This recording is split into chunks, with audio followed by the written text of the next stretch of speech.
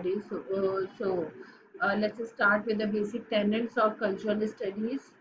Media reception is how media is taking or accepting a culture and is spreading it. Okay, that is media reception. Now, what is? Let's see the introduction of Marxism part. For Marxist scholars, For Marxist scholar, the analysis of literature and culture involved an analysis of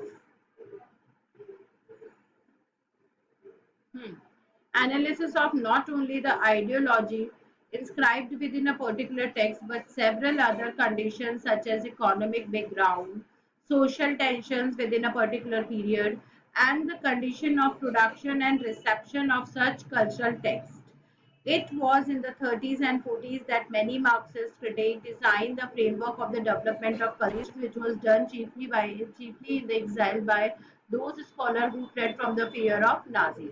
So, from the Germany, especially because Karl Marx belonged to Germany, so Marxism has started in Germany, and the maximum of the German scholars who belong to Marxism, who are the followers of Karl Marx and believe in the theory of Karl Marx and Althusser, they were researching on it and they started reading the whole culture in the same respect.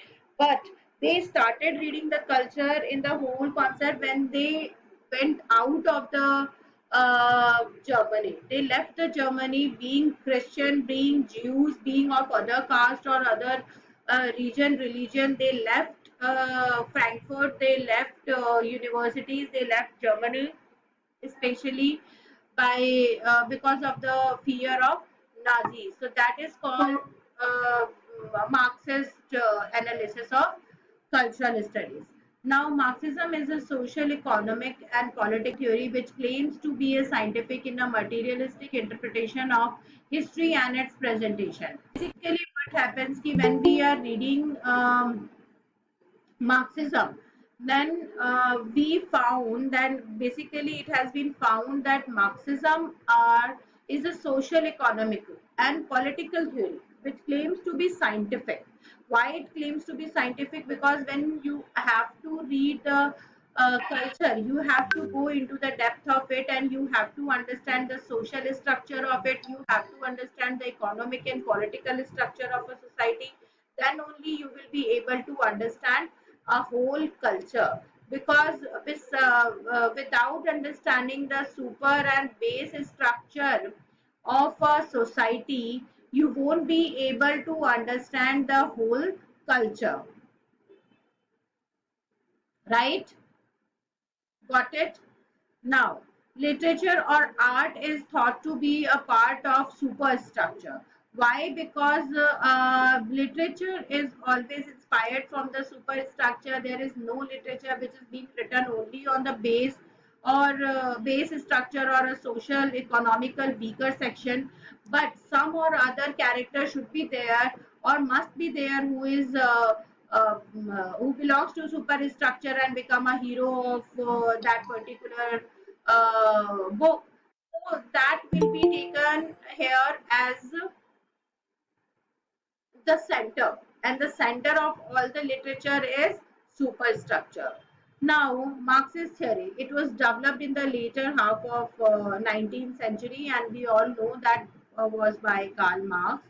So, what is Marxist theory?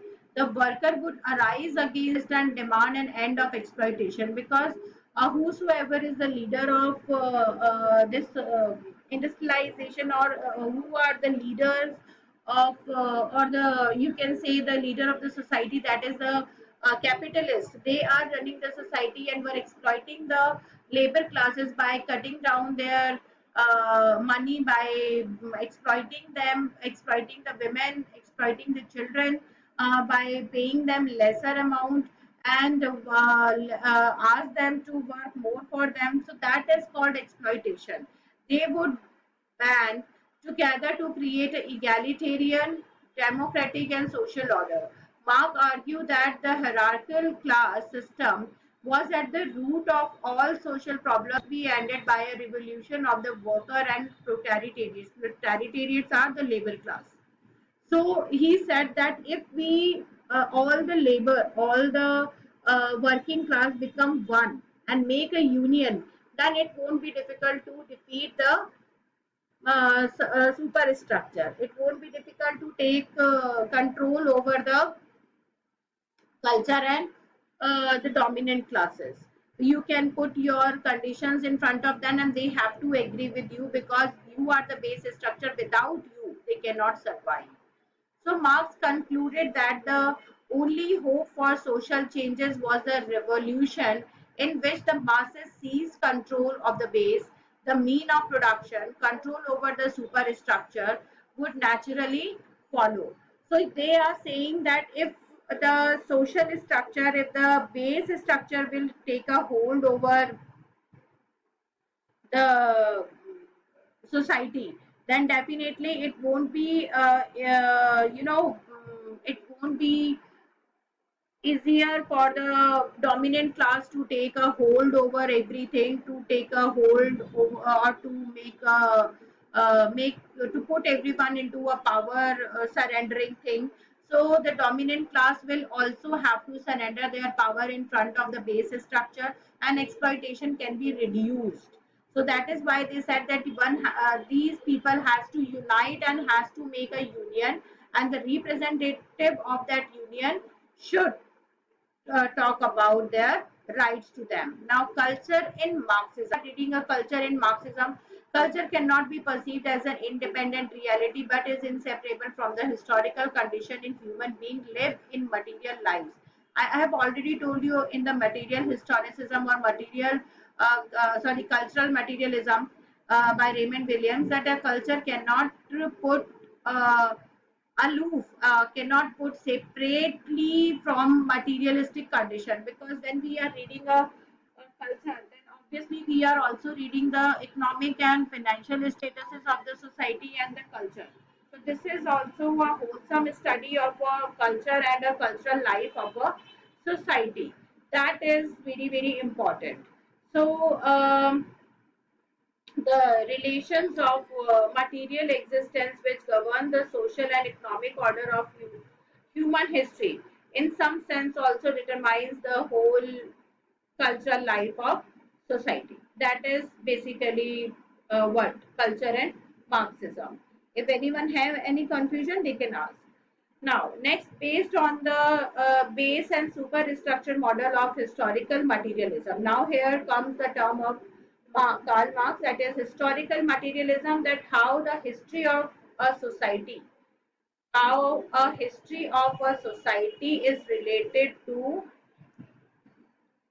materialistic approach. Materialistic approach. That is what materialistic or financial or economic status of a society. Analyzed by Karl Marx and Angel, many scholars developed Marxism further. Now, for Raymond William, cultural materialism was always a Marxist theory. Eagleton all similarly bounced back with the Levicides as well as that of the critical writing. I.A. Richards by saying that with the coming up of the new classes into the scene, the notion of culture changed as new group try to reformulate things, make spaces for themselves. Who are the new group here? The new groups are the base classes, the base structure. That is totalitarians, or you can say workers.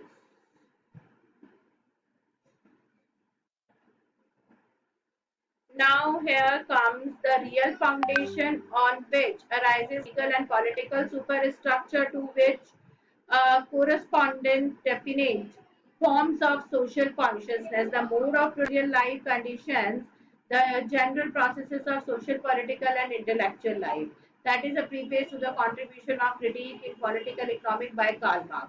He has said that a legal and political superstructure and to which correspond definite form of social consciousness. Okay, So one has to put their real foundation in a society that a base structure can found, and that by putting themselves into legal and political structure. Okay. Now, literature did more than embody certain social values. It was a vital instrument for their deeper enchantment and wider dissemination. Literature interact with social forces and create another set of values altering the existing world. So here he is saying, Terry Eagleton is saying that literature plays a very important role in constructing a culture. Like whatever literature has written, whatever a writer used to write, that become a law, that become a unacknowledged law, and that can change the structure of a society. Similarly, as P.V. Shelley has said that poets are the unacknowledged legislators of the society. Similarly, Terry Eagleton has said that poets or writers have a capability to make the society have a change, and that change will be in the benefit of all the lower classes, because dominant classes are already benefited by their money and their power to purchase. Now, in the now novel, popular fiction and culture, what is this? That in the context, F.R. Lewis, we are taking in the critical book The Great Tradition, and his and his journal scrutiny established the canon of English novel. In this book, we have already discussed this book in New Criticism, that he has canonized Jane Austen, George Eliot, Henry James, Joseph Conrad, and he didn't talk about Charles Dickens, Hardy, into the novel like Bronte sisters. He didn't talk about these authors because, according to that, the seriousness of Dickens' vision in his novel is always about his own life. He has centralized his own life and biography into that, so that cannot be a tradition of writing. One should be conscious about the social structure. Similarly, with Hardy, Hardy has also used many of the biographical instances while writing his novel. Now, Levi say a literature that is must be thought of as essential, something more than an accumulation of separate works. It has an organic form and constitute an organic order in relation to which the individual writer has a significance on his being. So he is saying that the writer who is writing a novel or is creating a work should always be conscious about his significance with the work and with his own being. It's not. It should not be like T.S. Eliot. He is also saying the same thing, that the work should not be very personal. If it is personal and not social, if it is autobiographical and not concerned about the culture and aesthetic values, then the work is not worth reading. I think everyone understood. If there is any question, I'm ready to take. We can say that, yes, Mohan, here F.R. Lewis has said that This one last paragraph, please one tell me. should not write the personal and autobiographical things in their writings. If they are just concerned about the autobiographical element and their representation, then the works are not worth reading. The works are not so much valuable and are not with the concern of society, then they are worthless, valueless. Okay, got it, Mohan? Now here he has explained the same Okay. thing. Levi's argued that the survival of intellectual refinement and high culture in art and literature, everything is about the popular culture. That popular culture has changed according to the time and setting.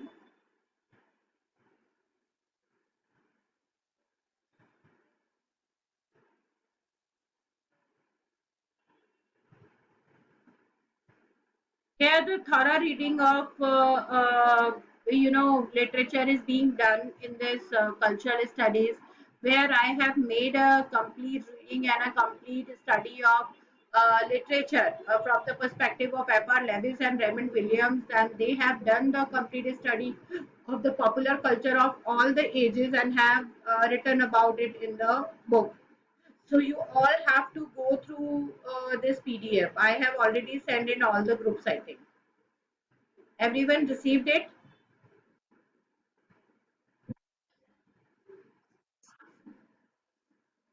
Now, Yes, ma'am. neo-Marxism. Yes. What is Yes, ma'am. neo-Marxism? Neo-Marxism, which arrived in the age of 20th century. That is called neo-Marxism. It is labeled as neo-Marxism, but it is most about the British cultural studies. The importance which neo-Marxism attached to the superstructure has created a fundamental division with the Marxism. And here the writers are Michael Kalishki, Paul Barron, Paul Sweeney, Teresa McDowell, and Ria Almeida. But it's not of much use. Textual analysis and literary criticism has been done of many books. Literary canons are being taken, and in this particular section, I have given here the interpretation of various texts and what has happened during that, but in a very concise one. Only one paragraph is being given because ये बहुत लंबा था and that is of no use. उस तरीके से questions नहीं आते हैं. Now they have given some kind of definition which is also of no use. Now popular fiction and its position. What is popular fiction? I have already told you. Will anyone be able to answer me for that? What is popular fiction?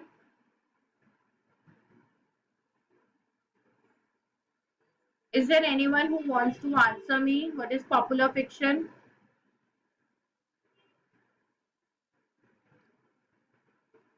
No. Popular fiction, I told you that every age has their fiction as a popular fiction. Understood? What is popular fiction? जो अभी चल रहा है वही popular culture है. जो अभी लिख रहे हैं लोग in the contemporary age is a popular fiction. Got it?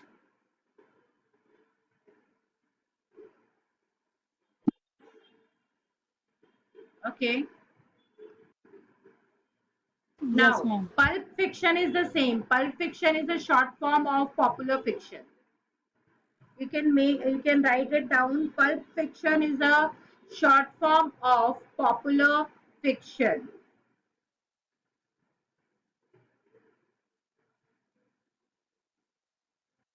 Elaborating popular culture, I have already do this crisis and circuit of popular culture and mass culture we have read. Now culture and industry, that is about again the mass media and their interference in that. Understanding popular culture, popular mass media. Is there anything? The Frankfurt School is also not necessary. We have already read it. I want to go for the post-colonialism. Eagleton, Jameson. See Terry Eagleton, Frederick Jameson.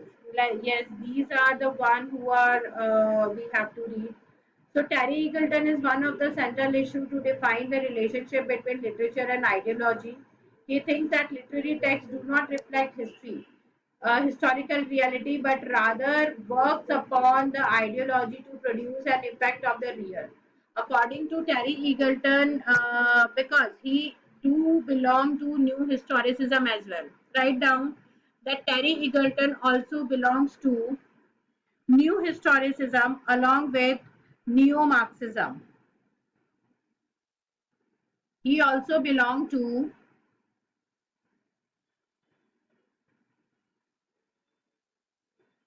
new historicism along with neo-Marxism.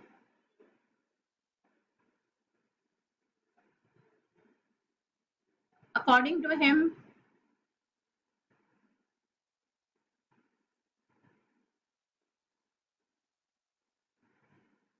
a literary text should not portray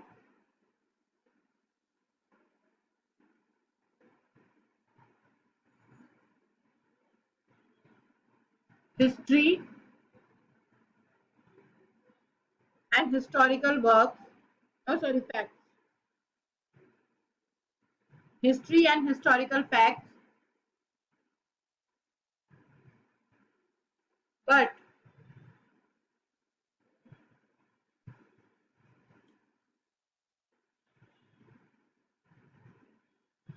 the reality of the contemporary society.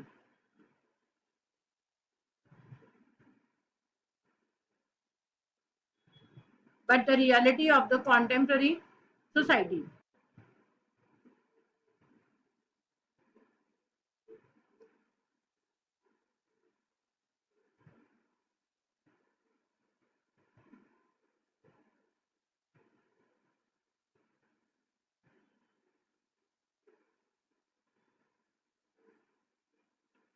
Eagleton is of the opinion that the literary texts are not merely a reflection of other ideological discourses but a special production of ideologies. Because according to him, when a writer is writing something, he is not only producing a mirror to a reflection of society, but he is producing the ideological discourses for the readers that they should know in this direction they have to move now onward to make a better culture, to make a better society.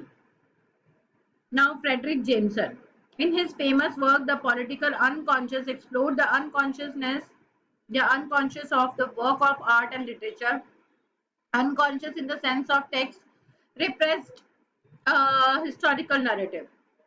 He is also one of the theorists in new historicism, and he believed that instead of the aesthetic norms, the authorial intention, a text come into the being without being fully aware of what he is doing. Therefore, once the text get the final shape, all the ideological contradiction and gaps are exposed. He said, write down about Frederick Jameson. Write down, according to Frederick Jameson,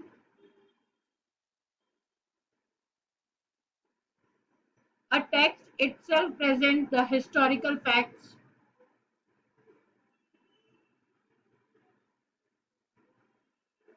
A text itself presents the historical facts,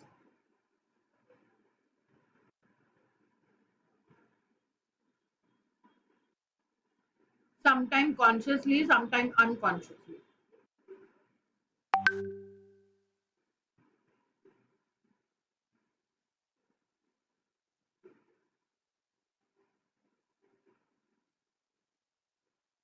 And a critique's duty is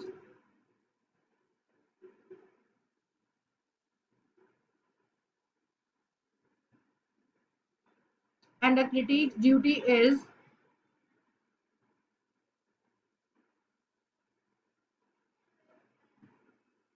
to make a psychological analysis of the text,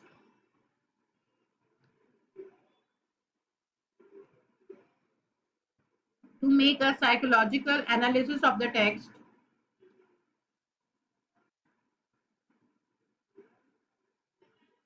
to figure out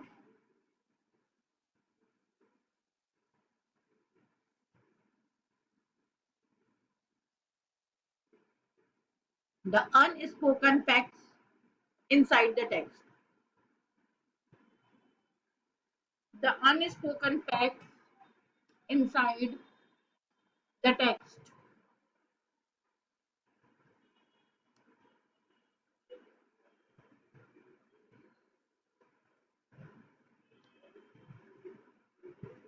Moreover, the most postmodernism and cultural logic of late capitalism. Jameson talks about three phases of capitalism. Market capitalism, that is what is in the demand. So it is about the current demand, that what readers want or what is the actual position of the contemporary market. Second is market capitalism is current demand or you capitalists, that is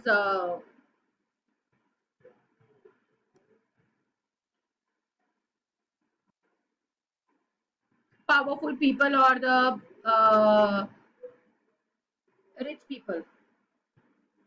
Monopoly capitalism, that whosoever is more wealthy, their monopoly can be seen in a culture. Third is late or multinational capitalism.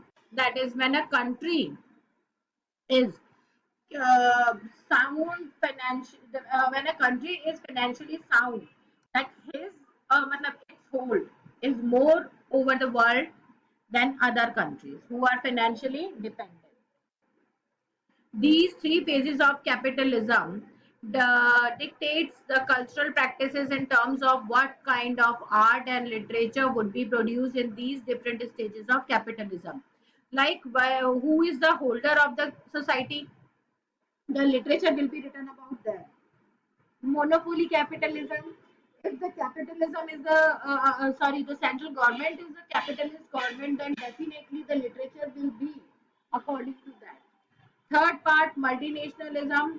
That is, if a country is particularly having a high value in at a globalized stage, then the representation of the particular country in overall literature will be different from other countries. So that is the cultural materialism or cultural capitalism. Now, market capitalism, which happened in 18th century and carried on even in the 19th century, is characterized by technological advancement, that we can say industrialization. That is called market capitalism. When industrialization came and everyone wants to spend their money or uh, invest their money into the market to become rich. Second is monopoly capitalism, which is started according to Jameson sometime around late 19th century. That is Victorian age and carried on till Second World War is a phenomenal area. That is, industrial revolution was at height. Everyone wants to be capitalist, but monopoly capitalism is because Britain was holding maximum of the colonies throughout the world. So its position was very high on a globalized stage. Now, third is multinational capitalism or consumer capitalism or late capitalism in the phase is more interesting because it is the age when the purest form of capital entered hitherto uncommodified areas. तो यहाँ पे क्या था, the actual position after the Second World War when maximum of the countries get free, that was analyzed and that was taken by people to understand the cultural capitalism, that which country is capital wise or which country is sound financially, so that is considered as more powerful than the other. Antonio Gramsci is an Italian Marxist scholar who was sent to prison for his Marxist outlook by Mussolini, and that we have already read. So he is one of the major writer which we should read now. His most of the work and most of the important essay come from the prison notebooks that influenced social theory, which was written while he was in imprisoned and published posthumously. He developed the concept of cultural hegemony. Cultural hegemony is the hold of or the hold over the culture is always of the capitalists or rich people.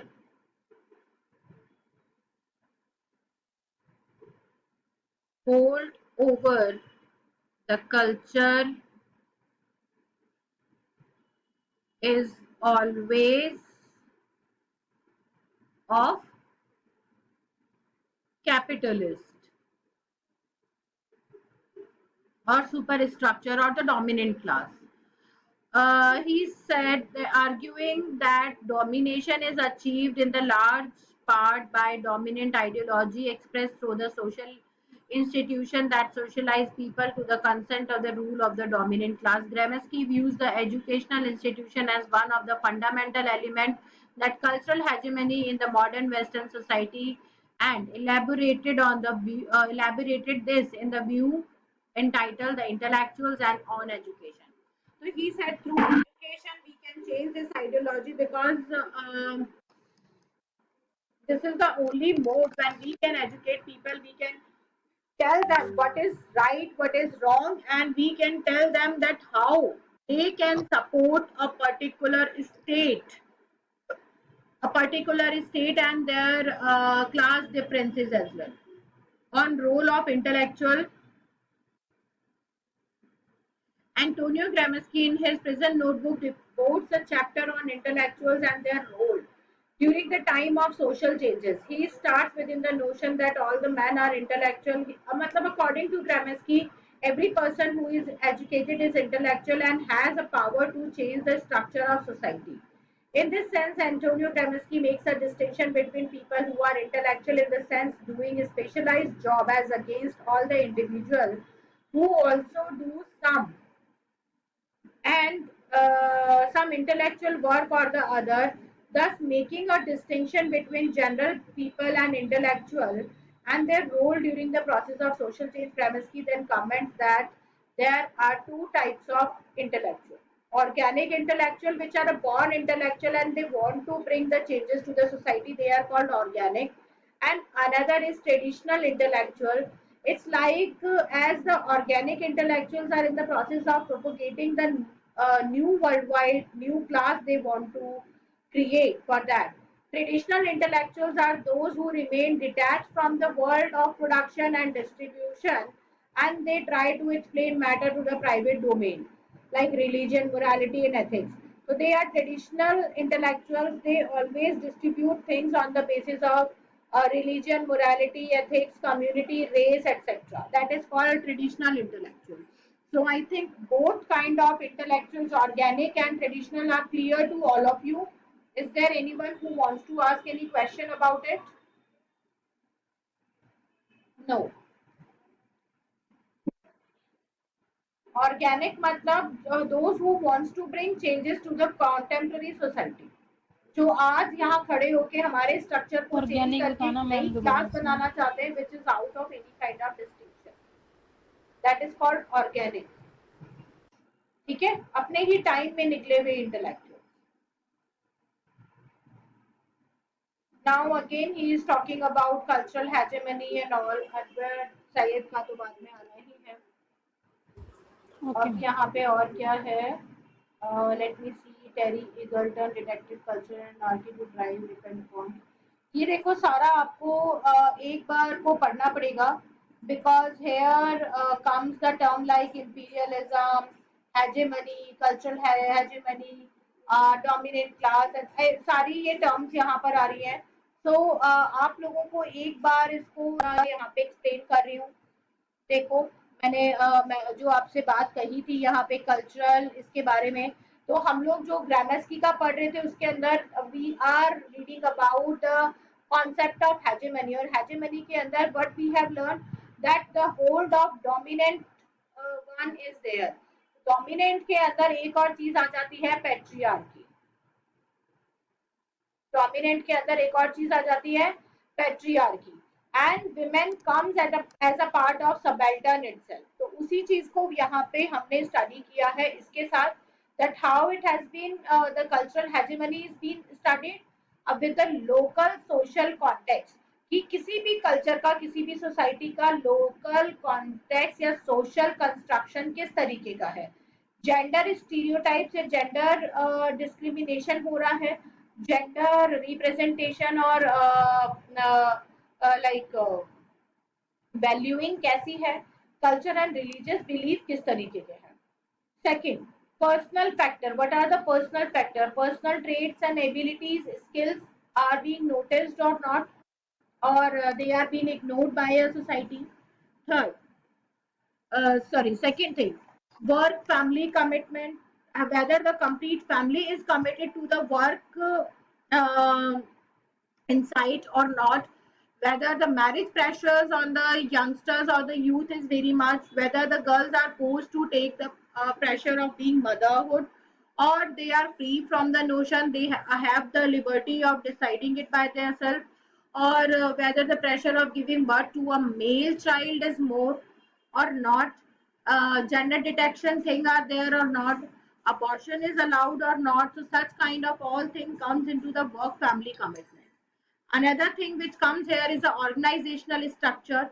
Organizational structure comes on the part of as a security, that how much security is being given to the individual, how much people are concerned about the individual and the neighborhood, how much monitoring, how much concern they are about it, how much they are related to each other, what is the social structure, whether they celebrate the things together or not, whether they discuss or solve the thing together or not, what is the social structure. And all the 3 points come together into one, that is the management of women. Because women, if a man is a working whole, if a man is a working person of a society, or is a person who is a earning hand, then a woman is a base of a society, because without her a society cannot exist. So whether a management thing or progress is being given to women or not, whether women are being empowered and given proper education or not, what is the status of women career progress, what are the barriers they are facing, such kind of all thing make a cultural hegemony or decides the cultural hegemony, that whether a society or a culture is a rich or poor. That is decided by its complete structure, and this is a complete structure of a cultural studies. Is it understood to everyone now? Any questions? No, ma'am. No questions. No. Fine. So now from tomorrow onward, we are going to read about the feminism and post-colonial studies and cultural studies.